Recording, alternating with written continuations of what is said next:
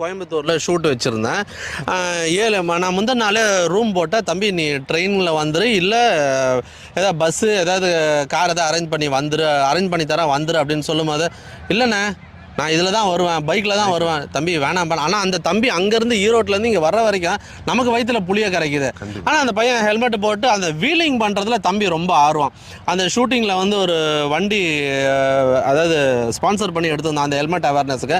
அதிலே வீலிங் பண்ணி காட்டுவான். தம்பி நீ வீலிங் காட்டுறது மட்டும் மேட்டரில், உனக்கு மட்டும் இல்லை, அந்த டூ வீலருக்கு ஏதாவது ஒன்று ஆச்சுனால அது வந்து ஸ்பான்சர்ஷிப்பு காசு நம்ம கட்ட வேண்டியதாக இருக்கும். ஸோ அதற்கெல்லாம் பண்ண வேணாம். ஆனால் அந்த பையன் வந்து நல்ல குயிக் லேர்னரு. முக்கியமாக வந்து அந்த பையனை பற்றின இன்னொரு விஷயம், அவன் ஒரு ஸ்ட்ரெஸ் பஸ்டர். அவனோட இன்ஸ்டாகிராமில் அவனோட எந்த ஷார்ட்ஸ் பார்த்தாலும், அதாவது ரொம்ப ஒரு விஷயங்கள் வந்து ரொம்ப சிரித்து மகிழ்ச்சியாக. அவனுக்கு வந்து இப்போ தான் மேரேஜ் ஆச்சு. அவனுக்கு வந்து அவங்க அப்பா அவர் டிவோர்ஸ் பண்ணிவிட்டு, அவங்க அம்மா டிவோர்ஸ் பண்ணிவிட்டு போயிட்டாங்க. இன்னும் பல விஷயங்கள் பார்த்தீங்கன்னா அந்த பையன் வந்து கஷ்டத்தை மட்டும்தான் பார்த்து இப்போ